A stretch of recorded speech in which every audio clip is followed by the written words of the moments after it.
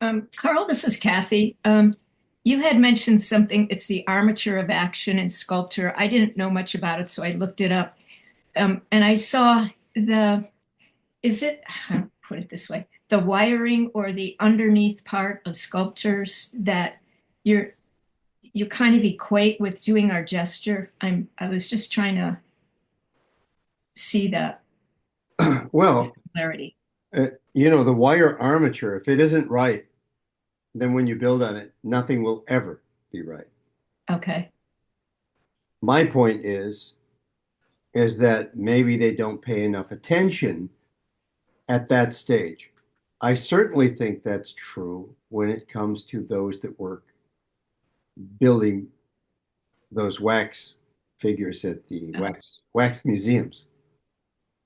They're so focused on what the surface looks like that they forget that there's a behavior in the body that's really important. And so many of the wax figures, I mean, they just look like mannequins, mm, except they look like somebody. And what I mean by that they concentrate on the surface is they draw everything they see on the surface, but it's not connected to anything inside. So it doesn't feel, well, it feels creepy. At first we're amazed and then we get creeped out. It's like we're in the animation business, they've got a term, or even in business, film business, they've got a term, uncanny valley. We've discussed that before. The uncanny valley is when they try to do something they've never done before using a technology, and it doesn't quite get there, and so it gets creepy. Like aliens have taken over the bodies, so they're not quite perfect. Or AI is creating now people, and every once in a while there's a glitch or something. You know what I mean? yeah. Because they're trying to create it and understand it on their own terms through their own logic. What I'm saying is finding that armature of action for us is the opening exploration into developing and manifesting the drawing that will represent the story we want to tell. Okay. If it doesn't say it in very essential, simple terms, if it's something that has to be adjusted later, that's too late. Got it. And that's why, and it's the first reason why the opening statement that you make is so important. If it doesn't contain the essence of what you will end up with once it's developed, it won't get there later. You'll just be plastering it on. Lipstick, makeup, fancy clothes, whatever it is. But it will never have the right energy. Now, in animation, the animators understood this very early on. And they understood that this flow and gesture. And uh, even when two figures are working together, it's an energy. It's not this figure and then this figure, and you put some clothes on this one and this one, and then you give them expressions. It comes right out of the wand right away, right? So this is our wand, right? And we manifest. Well, how good of a magician are you? If you don't, if you're not clear about where you're going with it, it will it will not likely get clear later unless by accident. Maybe you're one of those people that gets lucky a lot. But getting lucky isn't the same as developing your skill level. You can develop your skill level or not develop your skill level and get lucky or not get lucky. But if you get lucky once your skill level is developed, then when it starts to fail you, you've got all of this structure of understanding that will keep you from crashing and burning. They don't have that at the Wax Museum. And as I've said before, and I use this example sometimes, I saw a documentary where they were showing how they built one of these things. And the I kept saying to myself, you're not going to get there from here. You're not going to get there from here. They were doing this, a gymnast, female gymnast from one of the Olympics. And they had taken, I swear, 1,000 photographs of her from every fucking direction. All right. That's now a professional term, by the way. Uh, Fucking. Okay. FD. It's a certain kind of punctuation that we can't do without. If it's necessary, you've got to use it. There's no other word that will fill in for that. It's the Um, point. yeah. So, all right. So they build this armature and so on. And a sculptor does the same. And you build this armature. And then on that comes the manifestation and the completion. That's like, it's like you are creating Pygmalion or something like that. Okay. And will it come to life or will it just stay there like a pillar of salt? If it stays like a pillar of salt and you put lipstick and makeup on it, it's going to look pretty creepy. And a lot of wax museum stuff, once you get over the initial, oh, that's Arnold. Yeah, but ugh, it's not even the Terminator. It's weirder. It's slimy. Okay. So watching them do this, um, the person that was actually doing the sculpture was being mentored, and the mentor would come up and say, "Well, it isn't quite right. I think you need to do something over here." They pull out the photographs, they look at them, and I'm just shaking my head. I'm going, "You're never going to get it because it's wrong in the first place." And sure enough, they kind of gave up on it, and it went out, and it looks like her in all respects, but nevertheless, she isn't breathing. When you look at Michelangelo or any of those really great sculptors, whether they're working in marble or whatever, it's fucking amazing. There's that word again. See? And you realize that they've completely internalized where they're going. And what's more, when somebody's working in marble, not building in clay, that action model has to be inside them because they're trying to, as Michelangelo may have put it, release the slave within the marble, right? The captive, right? It's to release them. So they have to really pay attention to who that is so they don't chip away at the actual figure. They don't damage the figure that they're releasing. Imagine sculpting that way, is that you're actually uncovering something like it's like when they go out in the hills and they see some bones of a dinosaur. You can't send the garbage crew out to take it out, right? You got to send these experts in, and they're very careful to not damage what we really need to see. Mm-hmm. And in some sense, our opening statement is so that. And you think that maybe you got a few lines and now you understand how to do a gesture. I wouldn't settle for it. Don't ever settle for it. Always make it brand new every time. Don't think you know. When you think you know, then you start to see gestures that start to look as mechanical as the drawings that come from them. And listen, there may be a lot of facility in that. Look at the stuff from the Wax Museum. Looks just like Arnold, but isn't, right? Right? So you see things that are characters and they've got all these cool clothes and they're designed really well, but they don't have any life. They look like something a kid would put on their desk because they adore that particular character or something. But there's no life in it.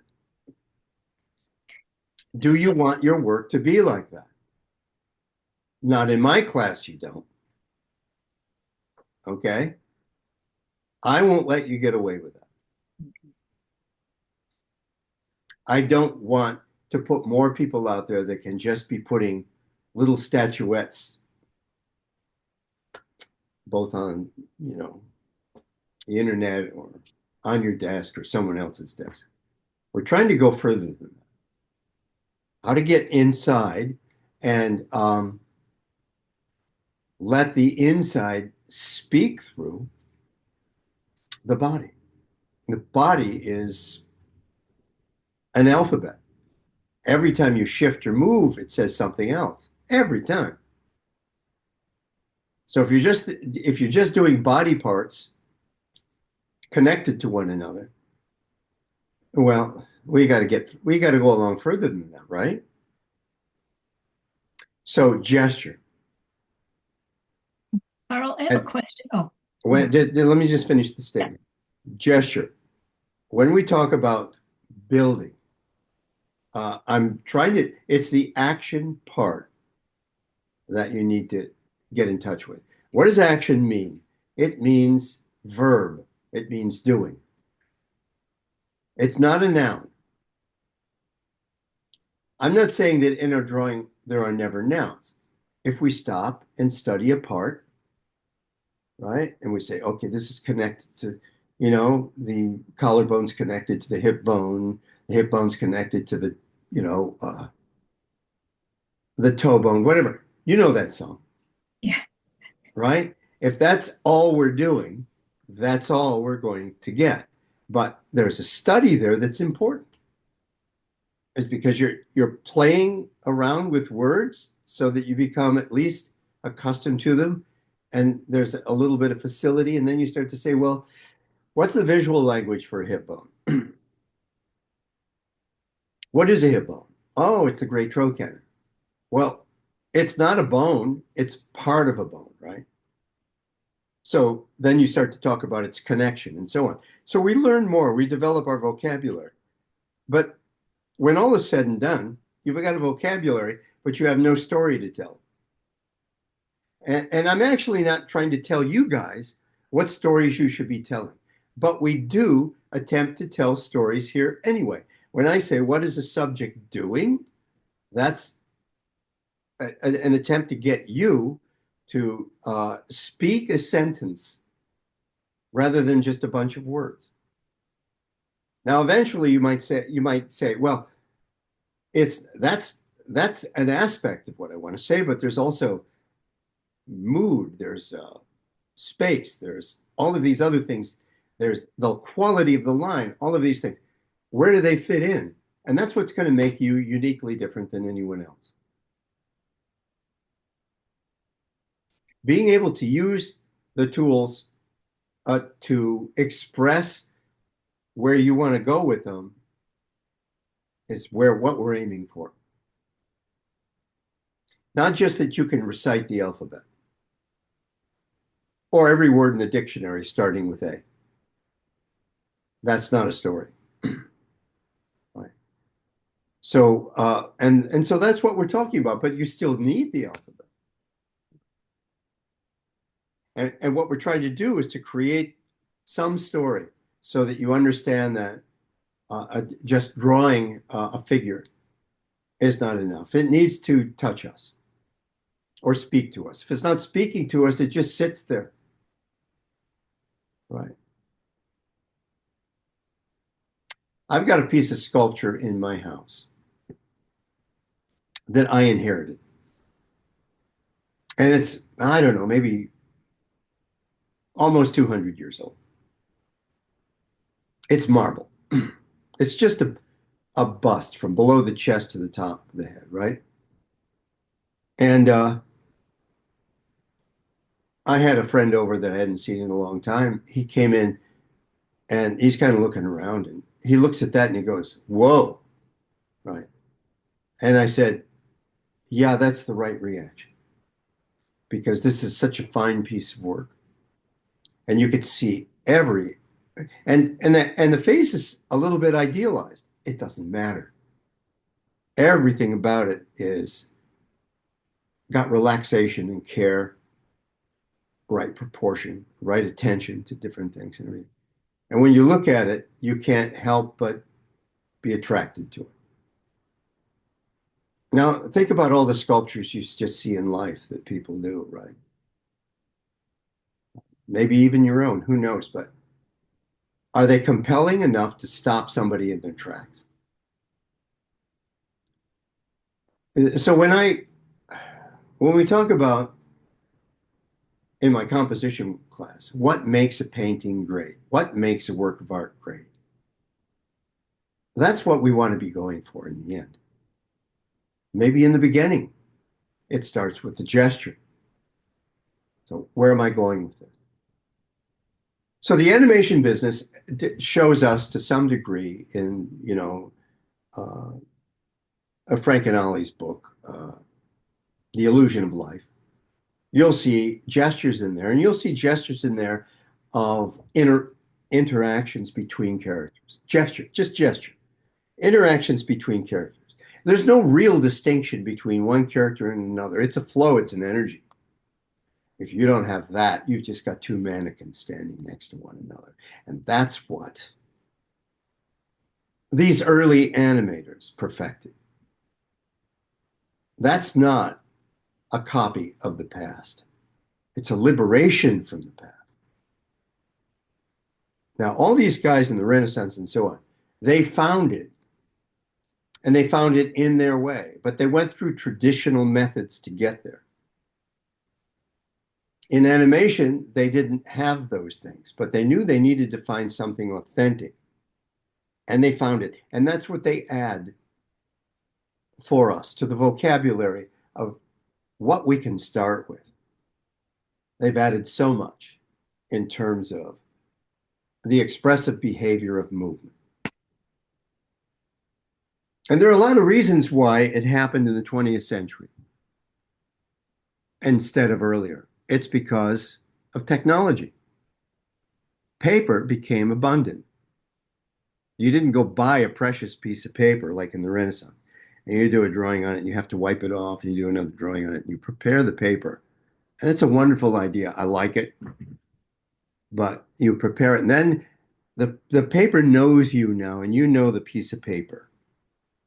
So now you're going to do a drawing that means something on that piece of paper, right? The paper is already yours. You're comfortable with it. You're working. Right? But paper was precious. You didn't just do a drawing and throw it away. Now we've got paper that's manufactured. And there's a lot to be desired because it's mechanical paper now, right?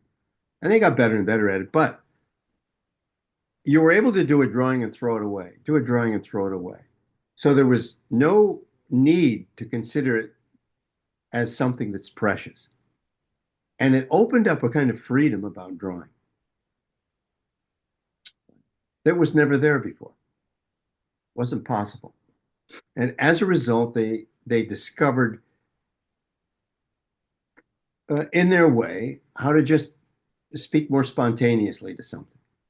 And out of that spontaneity, they found new ways to connect and create composition and movement and exchanges that were harder to get to in these other times. So they definitely added to our vocabulary there. 20th century animation.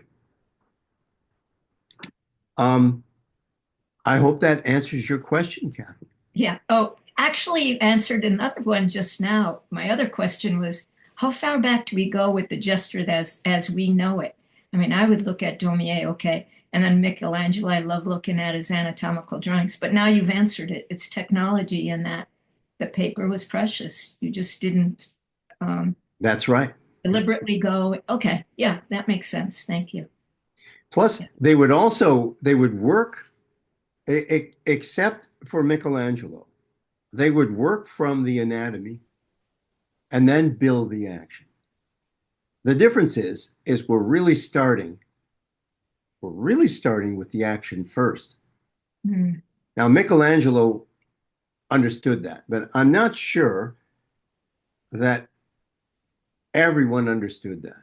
They'll create scenarios, they'll create tableaus of relationships, but they look like tableaus, Mm.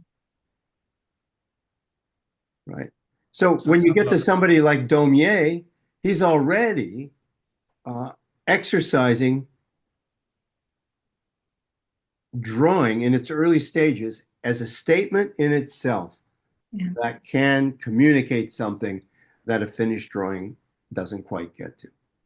Now, Daumier was capable of doing any level of these things, but sometimes his gestures, they become even more complex because he has no intention of taking it past that. So he wants all and everything in the gesture. And you can see that in Daumier's gestures. Now, when you get to somebody like Heinrich Kley, who, by the way, was the inspiration for Disney, and Disney even bought his work, and it influenced Fantasia. We've had that conversation.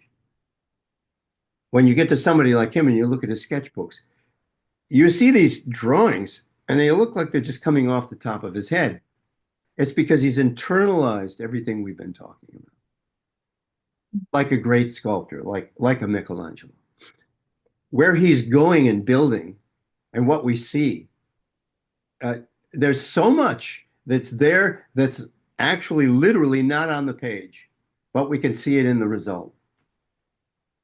All that energy and everything is there.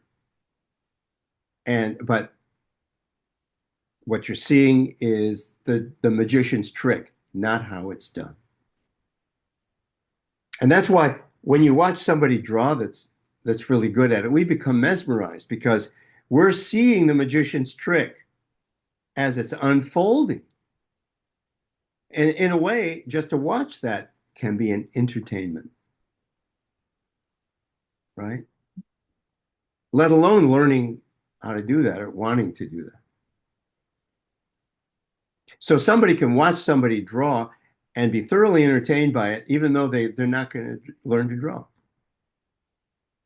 And that's what I mean by it's an entertainment, even to just watch it take place, like a magician's trick. So in a way, I can't, if I'm drawing, I can't be aware that I'm on stage. At least I can. I've got to stay with what it is that I'm conjuring with my wand, right? I've got to stay with that. If I become self-conscious, it takes me out of the process. Now, I'm not saying that that's that way for everybody, but for me, I've understood. If I stay with it from my own interest, from that point of view, then I stay in the process. If I go out and look at it from an audience's point of view, I can get lost out there. You mean if you have an audience looking at what you're doing at the same time that you're doing it? If I become my own audience in the sense that I'm looking at it for entertainment and for competence and all those things and amazement, if I'm looking at it from that point of view, I'm out of the process. If I'm looking at it like an overseer, like I told you, there's two ways to work. Locally, you work locally on something, so you're drawing right up in there and you're working the detail. But you need to get back. And they need to work simultaneously. But now if you back up and go into the audience, see, there's some people that can work a stage where they can be in the audience. They may be certain types of people. I don't know. And if you could do that, that's yet another level of observation of the moment. So you could work, let's say you're a comedy and you've got really good timing, just perfect for your audience. Not timing that, because now part of the story is in the telling, not in the story itself, but in the telling. So part of what you're giving to this audience is the telling. Otherwise, they could read it off a page or they could watch it on a video. But if they're there, right now you have an interaction with the audience. That's part of the story, timing. So maybe I pause and then I pick it up. There's no reason for that pause other than to include the audience in the development of the piece. So the audience actually becomes part of this living piece of art. And in that everybody's involved in the Are you work. talking about stepping back from the artwork and appreciating it as you're doing it, taking moments to step back and Yeah, I'm saying if I do that, as if I were a member of the audience, it doesn't work for me. Some other people can do that and it works for them. But what I'm saying about, for instance, the comic or the person that stands in front of somebody and tells a story, they're not doing that. They're not in the audience judging. They're in the audience and they're waiting to suck up more. They're entertained. They want it. So now you're speaking to an audience that's with you, not one that's judging you. Mm-hmm. Hopefully, a stand-up comic doesn't get turned off by somebody that shouts something at them that breaks their train of intent, right? If that happens, you can see a comic on stage tumble, or in more lately, you see them, they know this is going to happen, they retrieve it and bring it back and throw that ball right back into the audience. So that becomes part of their exchange. And that becomes their art form, is this interaction. So understanding who your audience on that level is not the same as looking at yourself from the audience in judgment. For instance, there is a distinction there. Does everybody understand the distinction I'm trying to make, or are you perplexed? Not quite. Not exactly. Not exactly. I don't. Yes. Almost. Is there anyone here that understands what I'm saying? Okay. I think I do. Sort of. You know, you can have an audience that's very interested in what you're doing. They're on the edge of your seat. You can even make mistakes or change your mind, and the audience accepts it all. It's all part of the deal. But if you're in the audience as a judge, like it's your mother or your uncle, that always, always had some sort of criticism, that can hamper your delivery. Mm-hmm. So you can be in the audience one way, where they're hanging on every word you're giving because they're with you in the story. Or your uncle's in the audience and you can't get over the fact that he's there, and it hampers your performance. Because really, once you're drawing with an audience, it is performance, it's partly performance. Now, if you can stay with it, then that won't disturb you. It might even feed you and give you energy. It's possible. But it'll also give everybody else energy. But if that uncle is there, right?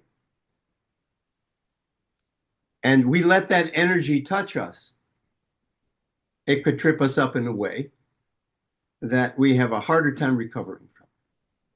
And that's different than, because you mentioned the supervisor briefly. That's different from that aspect of it too, right? Because the supervisor in this analogy has a more objective assessment of what's happening.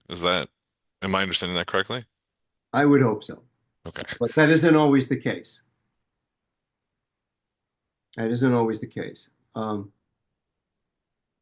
In a way, when we have the overview, it's not so much a supervisor, but it's just a view that sees things collectively and how they work together collectively. When you're the choir director. Huh? It's the choir director. It's the guy with the baton. I can't remember any other. It's like you think, who's this guy waving this fucking stick? But that baton is a wand, right? And for a long time, I wondered about whether they did this guy with a stick come up there and take credit for the whole thing, right? But as you work, you begin to realize that those people in that orchestra, they understand all the local notes and what to do. They're experts. But to put it all together with 119 other musicians and to feel where it needs to rise, fall, stop, start softly into a crescendo, all of that comes from that fucking stick. Karl, they did. Oh, I just want to say, And you got that stick in your hand when you draw. Now, do you have the conductor there as well as the players that are dealing with the detail or no? Go ahead, Ken. They, I think it was NPR, they did on the radio, they played an orchestra with and without the conductor, the same music. Good. What a difference. Yeah, you What could is it? tell. Yeah. There it is. Oh, Karl, one more question. When you're critiquing our work, is it um, because you say you get into it, and I can see where you really working on a certain part of it. Is it better we don't interrupt you, or is it more helpful to us if you just try and show us without saying, "Gee, I knew I should have done that," that type. You want to know what I really think? Yeah. Oh, You want maybe me to not. tell you what I really think? Yeah. Interaction between us is extremely important. Right. But if you interrupt me at the wrong time, Yeah. you miss this continuity That's of, what I thought. of the point that we're trying to Yeah. discuss. All right? That gets interrupted. And sometimes we can't come back and put them together. Yeah. Yeah. So it's on you to not interrupt at the wrong moment. And the wrong moment appears this way. You get a question that comes up and you can't hold it, so you spit it out. That's on you. You understand? That's what I mean. You want to know what I really think? That's what I see. Is you can't hold that question because it's about something else. Or we're on the river and you take it down a tributary and we start making that what you're interested in. So we don't get a chance to actually finish the statement about what I'm trying to give to you. Yeah. Okay. And I get interrupted like that a lot. Okay. So there's an art to when to bring a question and when to hold a question. Right. And one should also be aware, is this the right moment for that question? Because we could suddenly jump from just a point of reference. We could jump from the elbow to the knee, right? And we're talking about the elbow. And if it's clear, it will also address issues about the knee without following this automatic thought. Because automatic thought comes up every time there's new energy from something that's happening. There's a new blah, blah, blah in me that I can't stop. And if it's just a blah, blah, blah, shut the fuck up and wait. Now you know what I really think. We'll put those zippers on our mouths like Yeah, find the right moment. Yeah. Don't just blurt it out, right? Okay. See, the thing is this is it's an exchange, and I want everybody to feel free to ask questions, but we're in a dance. It's not your party alone, even if I'm talking about your work. Does that make sense? Oh yeah, I'm glad you said it. Yeah. Yeah. Okay, I've never said that to anyone before, but that's the truth, right? If you can find it, we can actually have a conversation without getting distracted by other things that are interesting. That may be even more interesting, but we're on this. We're on this thing. And how to just stay on track without distract, right? Very well said. Yeah. Thank you. Gee, we probably talked way over, right? Damn, and I wanted to ask a question, but later. What? Go ahead. We can You have sure? a question right now. My question was because you were talking about drawing from imagination last week, should we go about drawing from imagination in the same way that we are going about the different stages of drawing that you teach in terms of each phase, or is there a different way? Once you start working, you do anything. that comes up. You can follow anything. There is no absolute order. Okay. Once you have once you grasp everything we're talking about, you don't have to come in the front door. You can come down the chimney. You can break the rules. There are no rules. We're trying to create a sense of order so that we can understand things. But once you get into the creative mind, there are no rules. But you can see if you're getting sloppy. Mm-hmm. And you can rein it in, right? And you might say, gee, I need a sense of order right here because this is where I always lose it at this stage of the drawing. And then I go into a negative thought. The next thing I'm doing is I want to go to Vegas instead of do the drawing or something. I'm saying that because I used to have a student in my painting class, and she was very good. But if something didn't work, she'd have me sit down and literally paint her painting for her. But if I didn't do that, and she'd get frustrated because she had a lot of money, she'd get up and go to Vegas. Really? I'll think about it tomorrow, right? And if she couldn't figure it out then, she'd have me draw it for her or paint it for her. Right?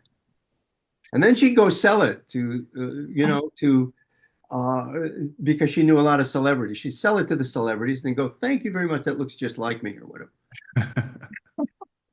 So it was kind of a hoot to watch this all take place, right?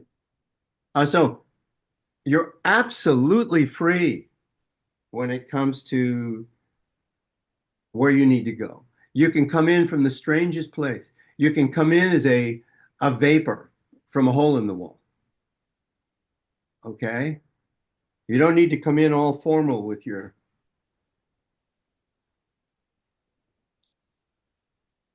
So there it is. I hope that's an answer. Yeah. So you could even start with the pose of a hand, right? And develop. It might be the hand it's inspiring. So why not? Yeah. Cool. All right. Yeah, you're totally free. Yeah. When we're studying like this, I'm giving you direction. Mm-hmm. And I'm hoping that if you get lost, you can use that direction to refine yourself, to stabilize, and then take the leap again. All right. And if you don't take the leap, you're never going to find out who you are. Yeah, that's true. So you can't take the leap and follow a book of directions. Once you're in the air, you better have it in your body already, not in a notebook, right? So you're going to need not to English it, but how to lean to the right and lean to the left and pull back. That now needs to be so organic that it feels like it was always there. Right? But when it fails you, you have a way of coming back to balance. And that's what I'm giving you. But I don't expect you to stay on the ground. I expect you to fly.